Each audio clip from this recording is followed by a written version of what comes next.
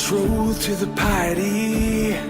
They cheer and toast to the Holy Ghost, but just won't let me be. I will burn your kingdom down if you try to conquer me and mine.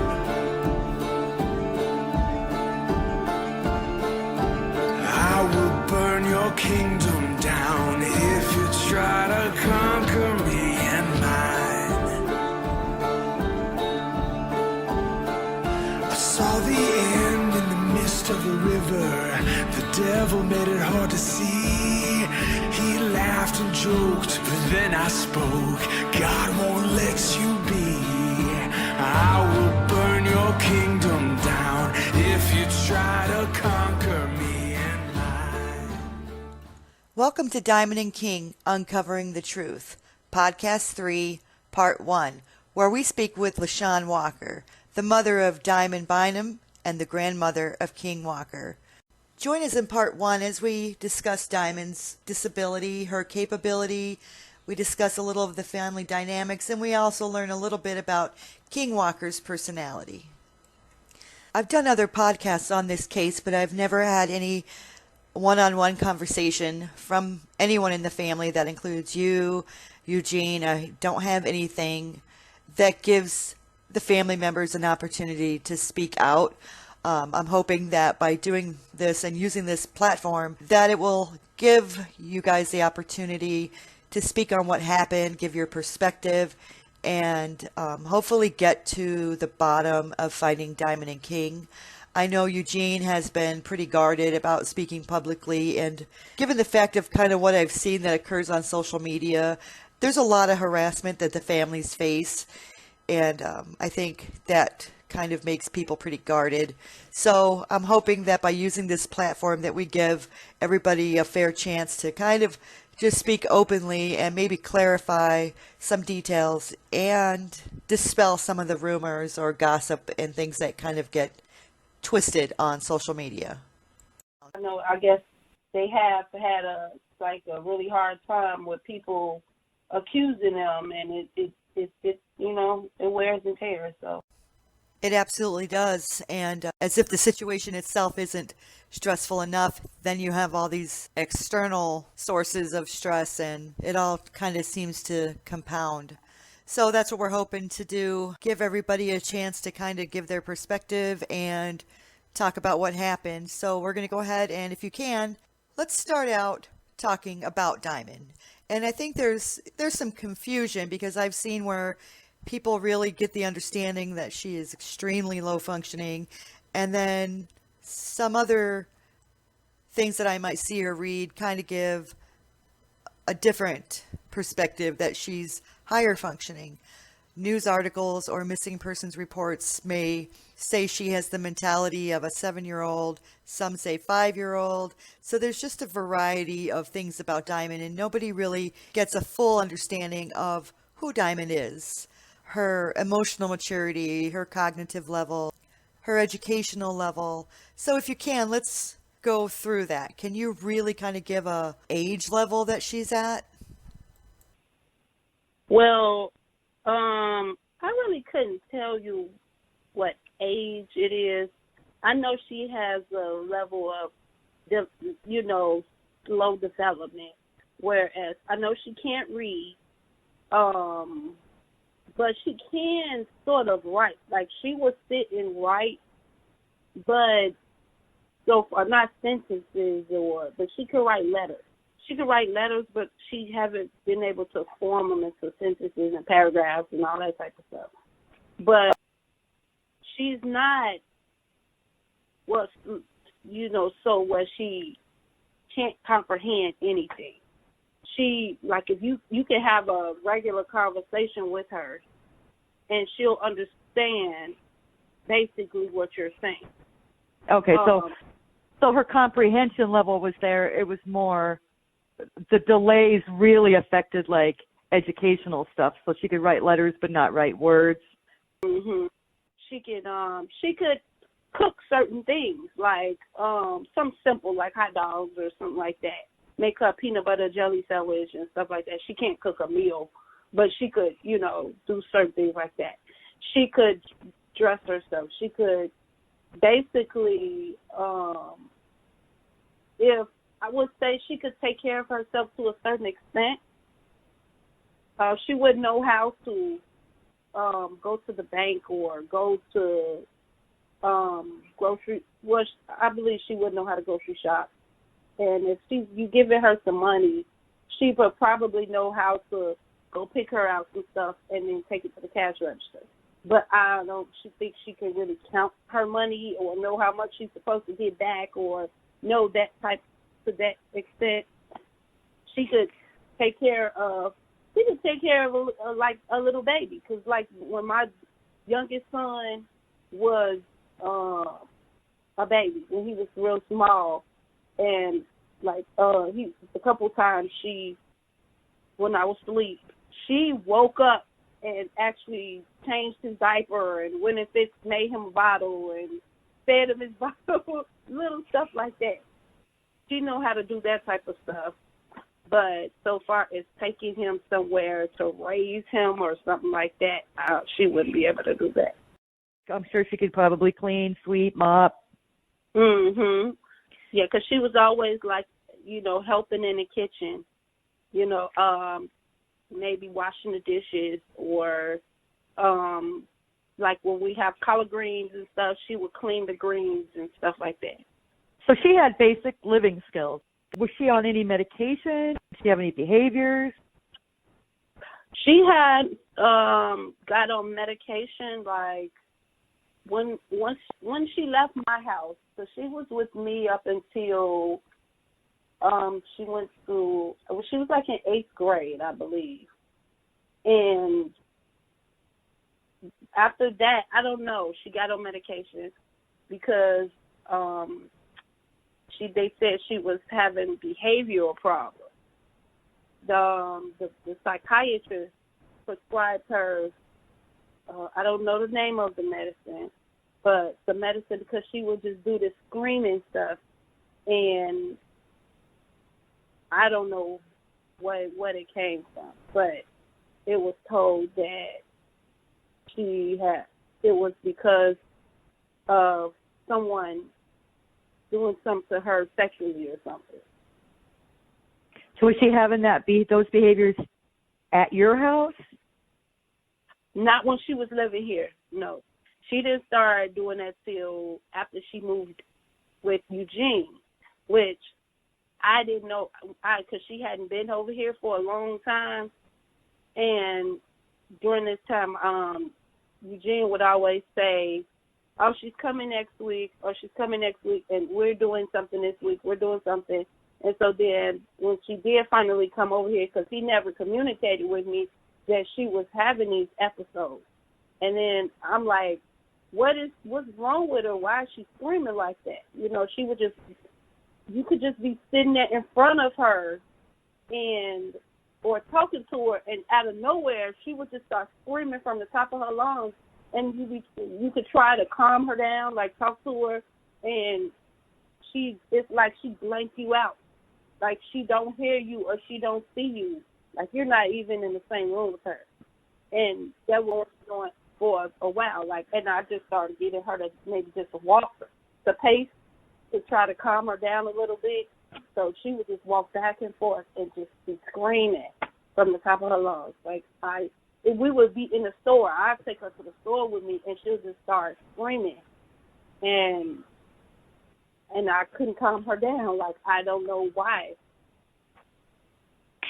Do you think it had something to do with the separation? I mean, if she'd been with you and then she'd gone with him, maybe it was that's what the thing that I thought it was. I was like, well, maybe because, like I said, Jane and Michelle was saying that she told them that someone touched her or someone did something to her. And I was like, well, she never told me that when she was here with me. And she talks to me about everything, so or maybe because all of a sudden she was taken away out of the house with her brothers, and she really didn't see them that often. So I was like, for months and months, she didn't get to see them. She's used to being with them. Like, she's been in the house with them her whole entire life. And all of a sudden, she's taken away from them and just in the house with just Eugene and Michelle. And so there's really no one else for her to communicate with. So that probably would cause her to kind of like she don't understand in her mind, like, why was I just taken over here? I can't see my mom no more. I can't see my brothers. What's going on? And she can't express that. She can't tell them, verbally, I want to see my mom. I want to see my brothers. So that, to me, that's what I would think those behaviors might have come from. I mean, if she wasn't having them at your house and then she left and started having them, that would be, I'm not a psychiatrist, but I think that would be a fairly accurate deduction to think, okay, the separation has caused her some emotional distress. Yeah. But I really didn't know exactly how to address the situation, but I know the fact that it needs to come out because that's the tension that in our situation. The tension that lies in the fact that the reason why me and Jean has separated in our, links to search for them together is because of that situation about their saying that Diamond said that someone did come to her sexually. And I can't say I'm totally denying it. I'm not agreeing with it either because, I don't know. Like, how it's in families, it's certain people, certain things happen to that people in their families. And you don't find out about it till later in years. Uncle so-and-so did this to me. Or, and it don't come out because people don't talk. But he's making it seem like I purposely sat there and watched it and allowed it. And I was like, no, because I didn't know anything about it. She didn't tell me. And Diamond usually talks to me about everything. Like, she's not afraid. Like, she don't have the mentality to know the fact that if somebody tell her, don't tell nobody either, or I'm going to do this to you, she's going to tell you anyway because she's not going to be afraid to not tell or something, She don't comprehend to that level like that to me, She wouldn't comprehend a threat, like if you tell your mom, I'm going to do this to you. I really don't think she would. It's like you said, it's possible something happened to her and she didn't say anything. And, you can't deny it because, like you said, things happen in families or in places, situations, schools, anything, camps, anything like that, and the kid won't always say something. But it doesn't mean that you were aware of it, so it's not fair to say you were aware of something and just let it go. It's like, right, I'm not going to say, I would never sit and just allow something that to happen. Because if I would have known that it happened, I would have taken care of it. I would have made sure I looked into it to see what was going on. So I wasn't aware of it if it did, if for the case, it did happen. So just to get that out in the air, I wouldn't just allow it. So when this came out, okay, so she goes from your house, she goes to live with Jean, and she verbalized this to who? Did she verbalize this to Jean or the doctor or a teacher? How did it come out? No, I don't know. I know Jean said she told him. But the crazy part about how I don't understand, which doesn't make sense to me, she went to his house. She was with him in 2009, I believe. 2009, we was living on 116th. And that was she had just went with him not that long. And during that time, that's when I was asking him, well, can Diamond come to the house? For weeks and weeks. Now, he's like, no, we're doing something this weekend. We're doing something. It's every weekend we're doing something. I'm like, okay, next weekend. It kept one weekend up to another one, end up to another one, And so I didn't even know that that was even the reason why he was keeping her from me. He never, ever told me personally that was the reason. He just kept making excuses for her to come over. So I didn't find out that he said that was one of the reasons until Ariana told me that he said. And I'm like, if you felt like this was the thing, that the reason why she's not coming, why wouldn't you tell me that from the very beginning? As soon as she tell you, why wouldn't you tell me? I don't feel like that was right for him to not tell me. You need to get to the bottom of it to find out what happened. Because the more time going past, the more either she's going to forget about it, or she's not going to, really be able to tell you what's going on, Or then there's a person, whoever the perpetrator might be, that person is getting away with it. Right. Exactly. Was an investigation ever opened? Did anybody ever from law enforcement come question you? No. That's why I said, I was like, did you take her to the hospital? And he said, yeah, but it was no evidence of anybody tampering with her. There was no evidence of it. So I'm like, so what did it say? He said, well, the psychiatrist said that she has the mentality or her emotions or something like that is of someone that's been molested.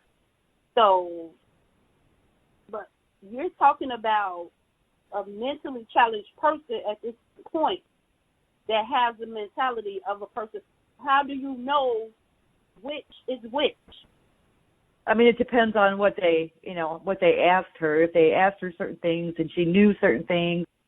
Right, yeah, but one thing about it is that I believe because maybe she was going through some,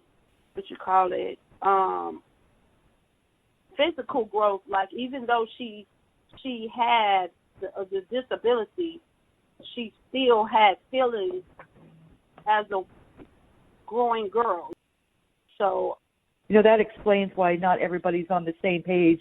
One side working with the other side to find these two kids, because if there was already some division there, it's you guys are working against each other because somebody, you just couldn't come to a mutual agreement. To put stuff aside and work together would be good, but it's kind of hard. It is hard. But the thing about it is, okay, like I was saying, that was in 2009 when he originally stopped her from coming to my house. And then when I moved here, she started coming here with me. So I got the same people in my life. No one changed. So in 2011, he started allowing her to come to the house. So I was working at the Museum of Science and Industry, and I used to tell him, call me before you just drop her off. Don't just drop her off, because so I can be there, so that I can make sure I personally keep an eye on her, because I don't want nothing to happen to her. Like, I don't know what happened in the past. I have no way of finding out, what happened or whatever. But from here on now, I can make sure I keep an eye on it. So I would tell him, don't, because my kids are here, but they don't necessarily keep an eye on her like I would, playing their video games and doing whatever, so I said, make sure you let me know when you're dropping her off. Don't just drop her off, because sometimes I work late. So he would just drop her off without even calling me. And I'm like, I told you, you have to let me know, because a couple times she did get out the house over here. And she left out the house, and we had to go find her. So she would get out and be at the grocery store. So we'll look for her, and she'll end up like at Jewel's or Food for Less. One time she ended up all the way on 79th Street. I live on 87th. I don't know how she ended all the way up on 79th Street. But she always took the dog with her. every single time she left, she would take one, because we had a couple dogs. The first time she took, the couple times she took Champion. And one time she ended up on 95th at the Walgreens. So she took the dog in the store, and what made everybody, they called the police because the dog would not let nobody walk up on her. So he was protective over her, and he wouldn't let nobody walk next to her. So they actually called a dog catcher and took the dog to the pound because the dog was being overprotective over her and wouldn't let nothing happen to her. And then that's how we found her where she was. And then the last time she went missing, she took we had a pit bull. She took the pit bull with her, and she took that dog up to Food for Less, I believe. And that was the last time she came here, because once she did that, then Eugene wouldn't let her come back over here. And that's why I said you have to lock everything down, which Prader-Willi syndrome disease is what it says. You have to keep everything locked up. You have to lock cabinets. You have to lock refrigerators. Anything with food in it, you have to lock it up. So she was so determined to get out, she climbed out the window to get out. That's how she got out the house. I would have never thought she would have. My window is very high. It wasn't like a top floor window, but it was like, it was a long jump, to put it that way, because I don't have no second floor. But the first floor, the window is kind of high. It's not like one of those low windows, like, and you jump out and your feet right there at the ground. But when she was at her dad's house in Hammond, she jumped out the second floor window to get out the house. So that's how determined she is to get out if she want to get out the house. She would jump. Her bedroom was on the second floor, and they said she jumped out her second floor window to get out the house. I don't know how she didn't break no legs, no bones or nothing. That's a terrible disease to live with. They'll put their safety at risk. I mean, it's a good thing the times that she did get out that she took the dogs. I guess when my ex-husband, when he went to Food for Less and picked her up when we found out she was at Food for Less, because we was all driving around looking for her, and he picked her, he said she fell on her hand. And I guess as he was, walking with her, she fell. And I guess he kind of like messed up her finger or bent her finger some kind of way. And so that was one of the reasons why I guess Gene stopped her from coming over here, because he felt like, I guess he was like, somebody's touching her and then she get hurt. So I guess in a way he's looking at like he's protecting her from me. I know Michelle got frustrated and probably was tired and over dealing with her behavior, because I spoke with a couple people that used to live right behind them, and they said that they used to argue all the time, and they used to always just screaming coming from the house all the time. So, and from my kids, they know how Diamond is, and they always say how, she be screaming and stuff, but Jean put her off on Michelle. And I told him, I said, that's not Michelle's daughter. That is my daughter too. Like, I should be doing stuff for her too. Like, that's not really fair for her to have to deal with that 24 hours. And I'm sure she don't want to deal with that all the time. She told a couple people when she was doing the searches, she said, I never have time for myself.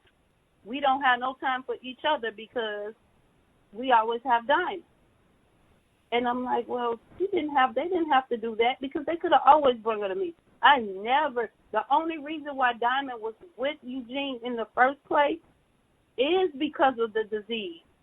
They said the doctor kept calling DCFS on me, saying that she's gaining all this weight. It wasn't for the fact that I wasn't taking care of her or anything or nothing like that. It was because the doctor kept saying she's gaining all this weight and she needs to lose weight. She would see the other kids eating chips and you know, things like that, and she wanted it. And then one thing, Diamond used to hide food.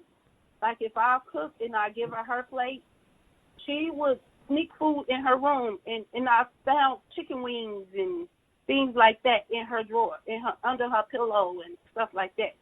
She snuck food in her room. You know, there's a challenge there because you have a house full of kids. They're kids. They probably had an understanding of her disease, but not a full understanding of her disease, where they can sit around and stack like kids could, whereas for her, right, and that's she can't do that. It got to the point where they was like, well, you know what, you probably have to put everybody on a diet. Everybody should be on a eating healthy type diet, because it's really not fair to her that she's the only one have to be, oh, you only eat this, but we get to eat this. That way everybody eats the same, so she won't feel left out or feel bad. You know, I was just looking at like, okay, we just trying to save you and get you together. But I didn't look at it till later on that, you know, it was unfair, that she's watching everybody eat chips and junk food, and she's just eating salad. Let me ask you this question. So when it came to her trusting people, you know, how was she with strangers? I mean, obviously she was kind of fearless, because she had no problem just leaving the house and, you know, walking off and walking to a store. But if somebody came up to her in the store, if the dogs weren't there growling, was she genuinely, some people are more reserved, some people are more skittish. Was she just kind of happy-go-lucky? If someone talked to her, she would talk to them? Somewhat not. Somewhat, like, if it's somebody that I believe that she was familiar with or she saw around or something like that, she'll probably feel a little comfortable with talking to them. But so far as strangers that she really don't know, she wouldn't. I believe she'll, like, talk a little bit, probably smile, but she won't be that comfortable with it, you know. So she has somewhat reserved, but not as much as I believe she should. Was she easily manipulated? Could somebody get her to do something? Or would she, you know, put up a fight and kick and scream? Well, I believe when somebody offer her some food, or offer her some, but she wasn't a really candy eater. She wasn't so much as like a big candy eater, but like some type of food, I guess. I don't know. Somebody, like when she was out walking, and if she didn't have the dog, if somebody saw her and said, hey, you want to go to McDonald's, would she go with them? I believe so. I believe she would. Or if somebody lied to her and tell her, your mama said, come go with me, I'm going to take you to your mama, or something like that. Would she go? I believe she would.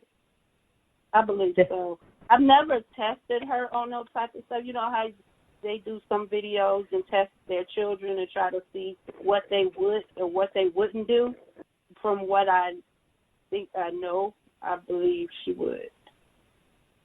So if somebody walked up to her, would they, other than, you know, the physical signs of her disability, you know, like talking to her, would they know? She will have to start talking to really, really, really know. But I guess you can sort of look at her a little bit and sort of tell, I guess because of her, I don't know, because of her size and because when she speaks, she can't talk real well. Like she could talk, but it's kind of like certain people, it's hard for some people to understand what she's saying. And then I didn't realize how blind Diamond was. She needs her glasses. Like she probably could walk up on somebody and wouldn't even know who they were because she squints so hard. Really got to squint really hard to see who you are. Because when I came to see her, I came all the way up on the porch and she was still squinting to see who I was. She was squinting really hard. Oh, mama, you know. So I'm like, you really need her glasses really bad. So if she out somewhere, I'm thinking like she can't really see that much to see that good if she didn't have her glasses on. were her glasses left behind? Do you know? I believe they did say they were still at the house. Okay, so let's talk about that day since we're going that direction. Tell me, let's go over that day, like from, well, actually, let's back up. Let's back up and talk about King for a minute, and then we'll go into that. So Ariana was that an every weekend thing for her? Was this a new thing for her? She would take King on Friday and pick him up on Saturday night, right? Was that a new thing? I don't think it was the first time. I think they did it, some other times. I'm not sure how many.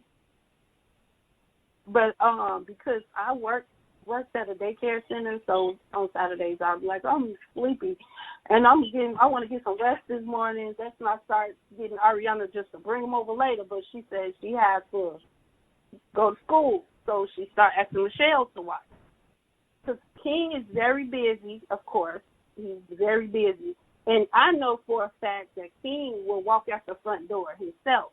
So that's why I'm looking like it could have been even a case where King opened the door and walked out, and Diamond went after him to catch him. She can't keep up with him. So that's why I'm trying to figure out how did they actually get as far as they got. Because, okay, you got King that's really not listening. Now, that's a scary thing right there because of the fact that how did they cross those streets? Because Diamond can't really keep up with him, and King is not listening, so he's running or walking, whatever. And he's not going to really walk that far because after a certain amount of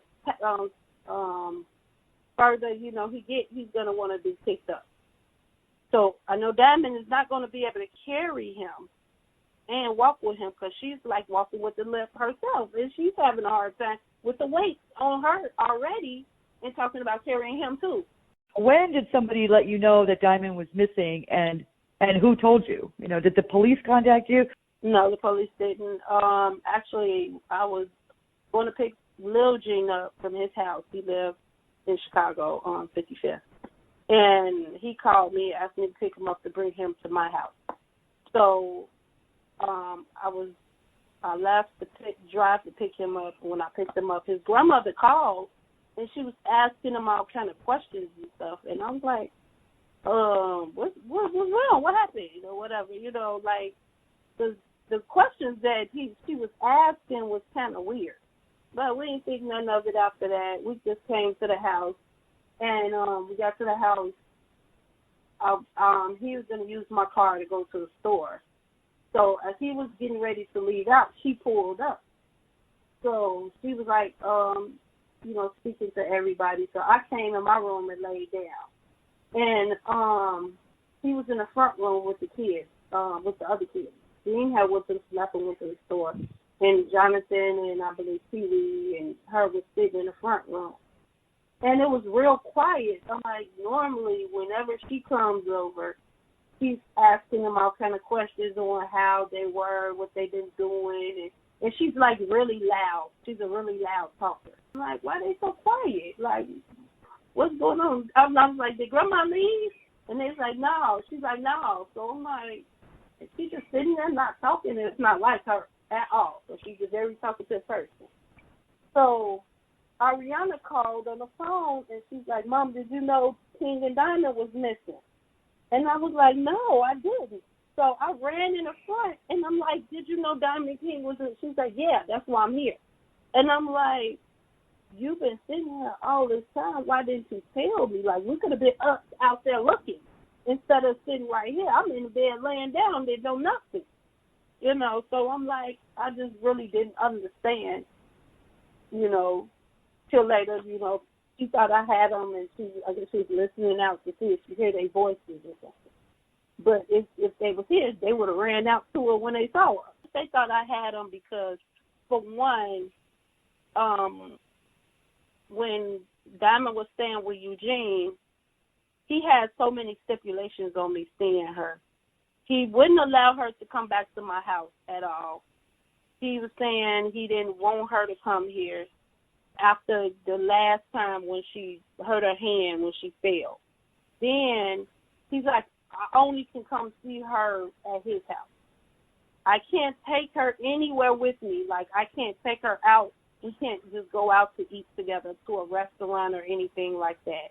He wouldn't allow me to take her anywhere with me. And I can only come and see her. I can't come in his house. I wasn't allowed to come sit down in the front room and visit her or anything like that. Snow, sleet, rain, hot, it didn't make a difference. We had to sit right on the front porch. She couldn't even sit in the car with me to visit. And when they moved to to Gary, he said, "Oh, you can only stay for a few minutes because they be shooting around here and it's dangerous, so she can't stay out that long." So I guess that would be the reason why they would believe I would take her, because he done put all these stipulations on how I can visit her. I sometimes take all my kids out to eat. Like, if I get some money from my school, when I was in school, I was getting school refunds, and I would take all my kids out to the movies and we would go get something to eat. And Ariana was like, "Well, can I bring her with us? I'll make sure I personally get her back to you." And he's like, "No." She was like, "Well, can you bring her so she can be with us, so we can all have everybody together?"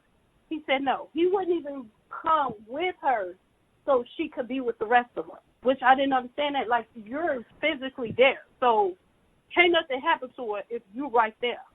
He wouldn't let her be with us, and he was just like right on the porch. I mean, right at the door whenever we sitting talking. Like, I don't know, like he has to keep an eye on her or something.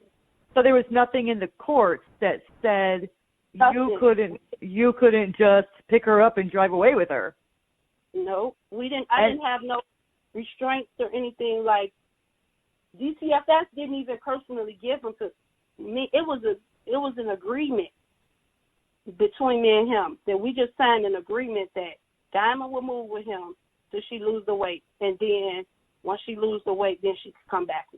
It wasn't even nothing a judge or anybody, took her away from me or none of that. Technically, let's say you went over there and you were visiting her and she got in the car and you drove away with her. There was nothing anybody could do because there was nothing saying, A, you had to have supervised visits, or B, you couldn't remove her from the property. There's no agreement. So technically, by all legal standards, you could.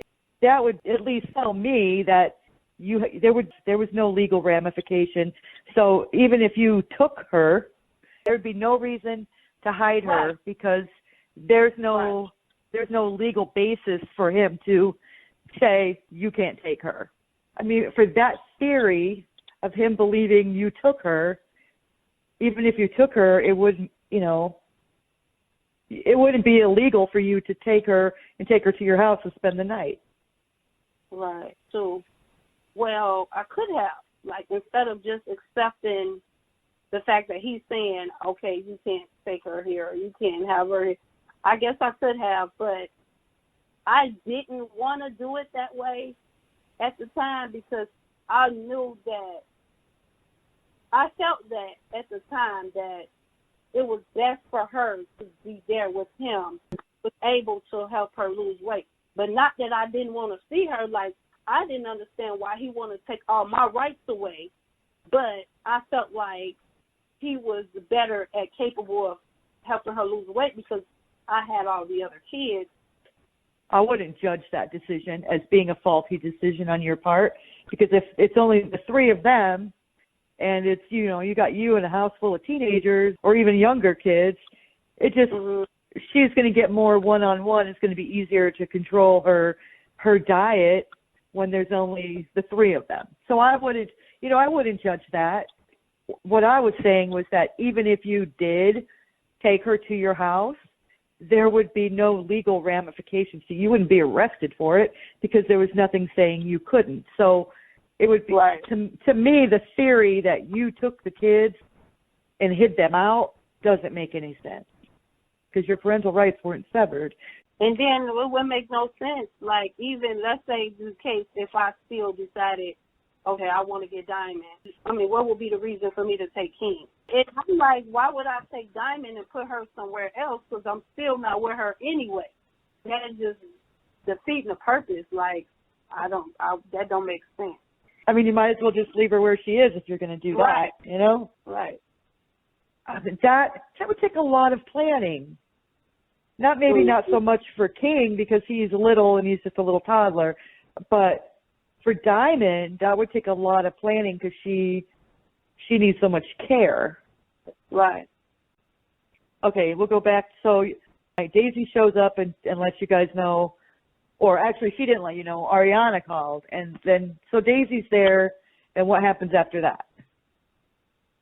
Okay, she said that's the reason why she was there, because King and Diamond was missing.